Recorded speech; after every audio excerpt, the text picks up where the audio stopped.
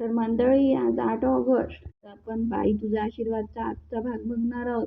भाग तर खूप इंटरेस्टिंग आहे. काका फोन लावत असतात महेशला, तुला विवानही बसून नसतो. अहो, एक बहीण आलीये अवनीला भेटायला. मला वाटतं ती तुमच्याच घरची आहे. त्यावर आता महेश म्हणतो, हो माहिती आहे मला. हा, दत्ता काकाचं काम असतं लावून द्यायचं. मग तर तुम्हाला हे माहित असेल की राजाने अवनीवर मारलं असेल म्हणून. विवान म्हणतो, काय सांगताय, हात टाकलाय? सरळ केलं म्हणसाल त्या बाईनं राजाला.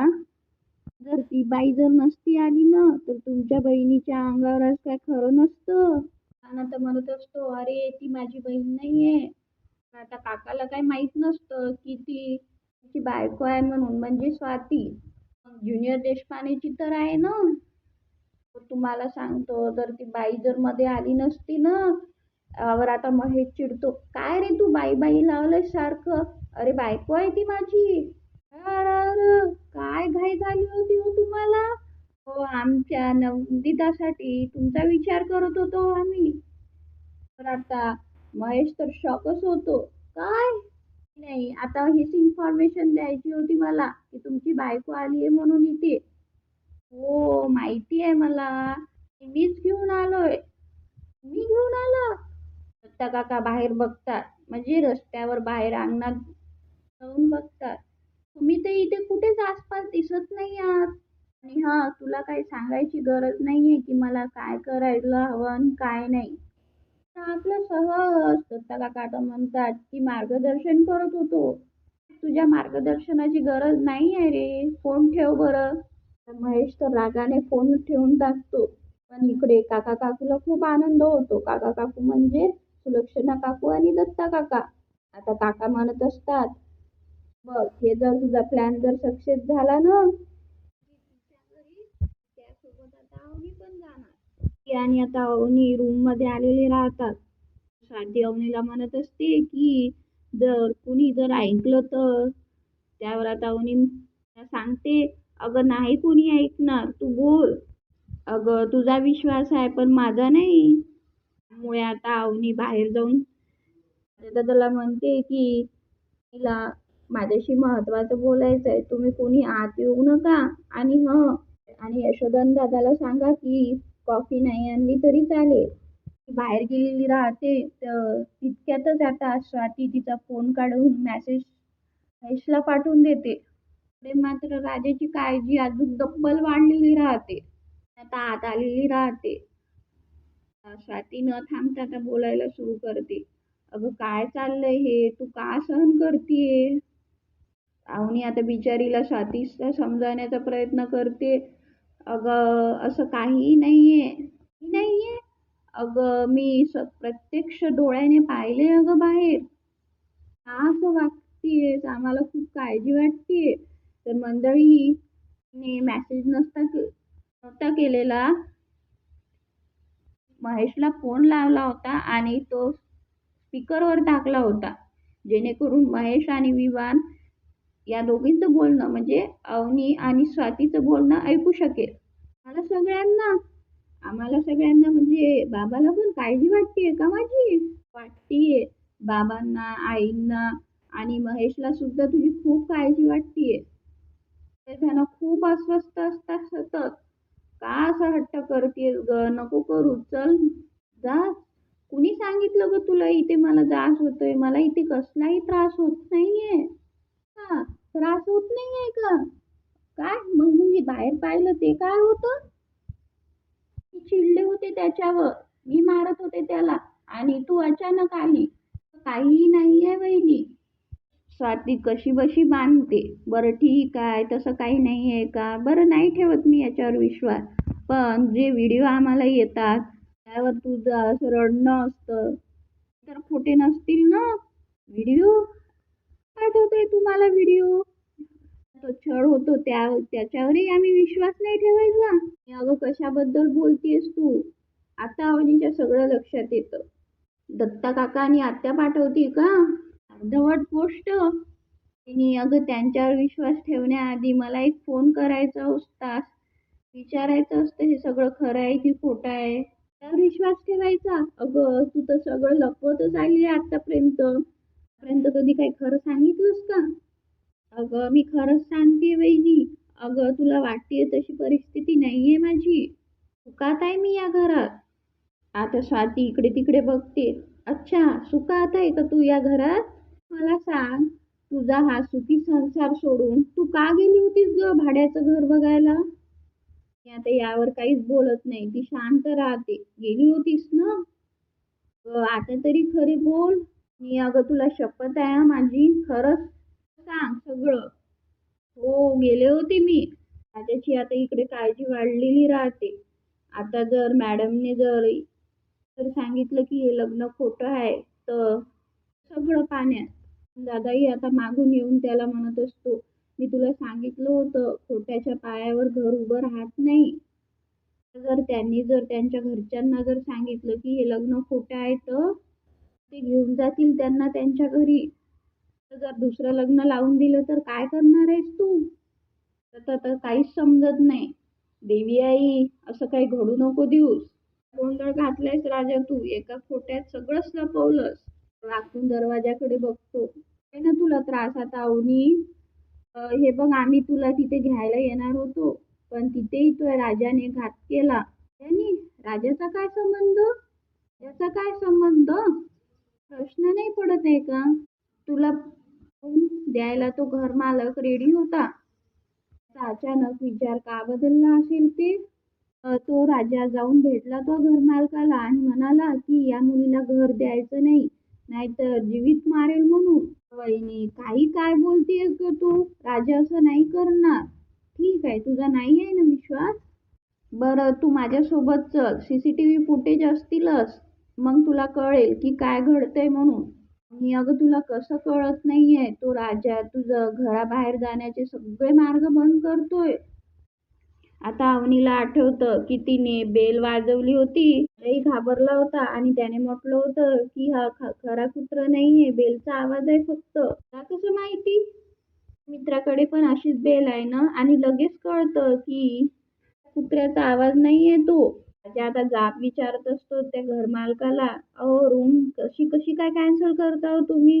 त्यावर तो घरमालकही बोलण्याचा प्रयत्न करतो की अहो तुम्हीच तर. त्याची कॉलर पकडतो. सगळ्या गोष्टी आता अवनीच्या डोळ्यापुढे येतात.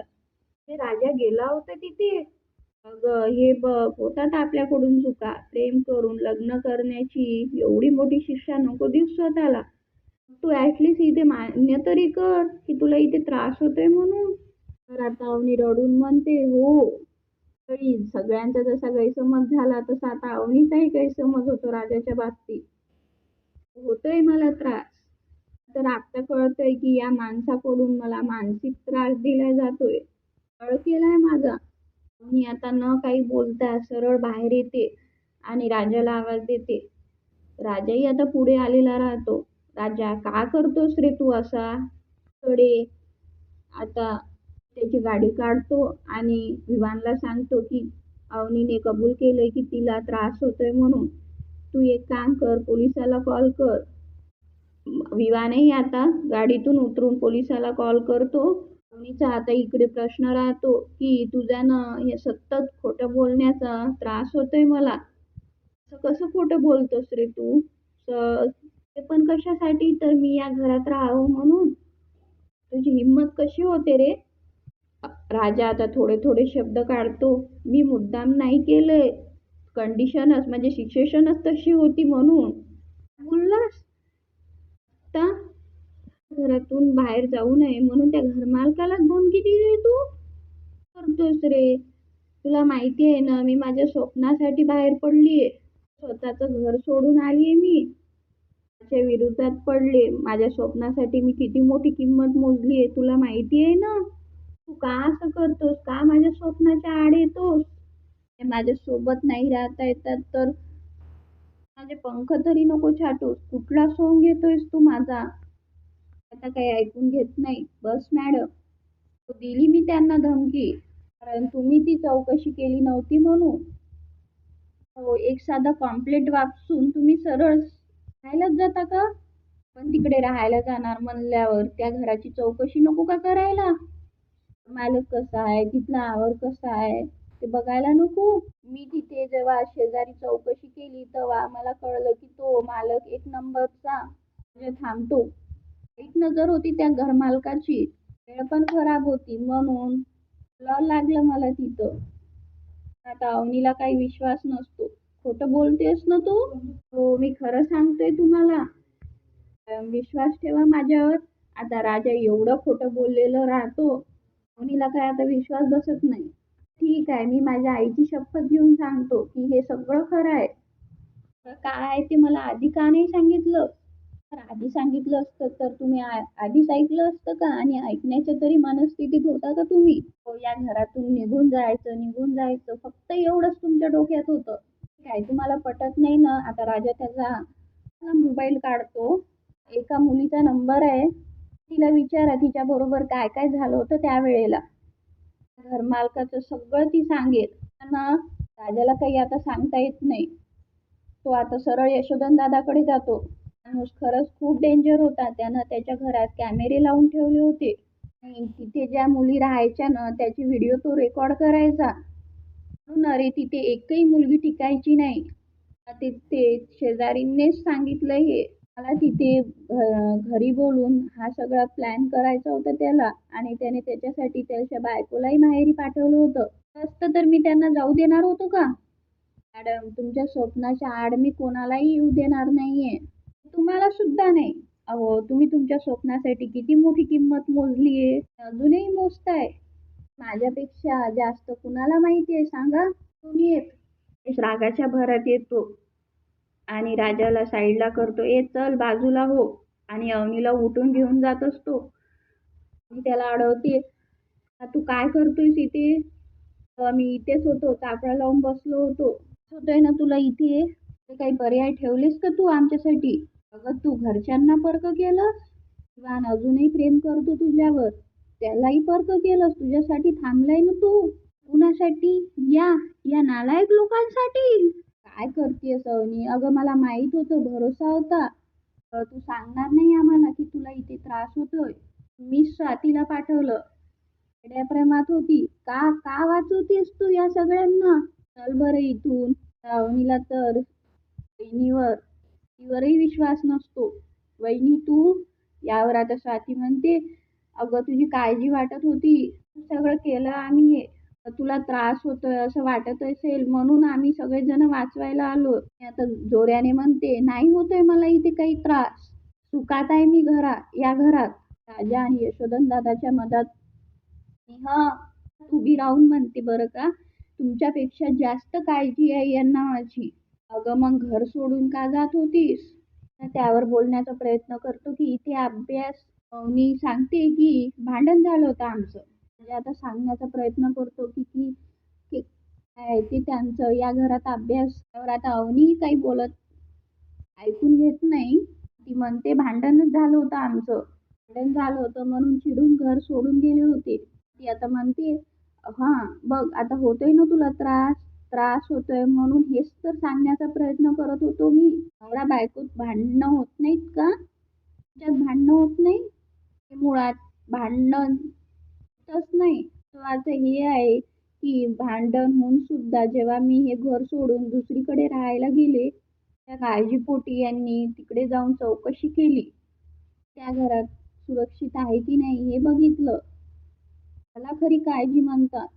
मला ना तुमच्या घराण्याची फक्त इमेजची काळजी आहे. मी तुम्हाला 1000 वेळा सांगितलंय. सांगतही आहे की तो विवान काय चांगला माणूस नाहीये.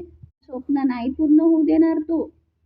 सेफ फील नाही होत त्याच्यासोबत तरी सुद्धा तुम्ही लग्न त्याच्याबरोबरच लावून देताय. अजूनही तुमच्या डोक्यातून विवान गेलेला नाहीये. मला वाटतं की मी त्याच्यासोबतच सुखी राहू शकते. का? तर तो खूप मोठा श्रीमंत आहे म्हणून. त्याच्याकडे घर गाडी आहे म्हणून. एक सांगू का, नुसतं घर मोठं असून नाही चालत. घरात राहणाऱ्या माणसांची मनं मोठी असायला हवी. हे माझं घर आहे ना, अगदी तसंच आहे. मोठी मन आहे.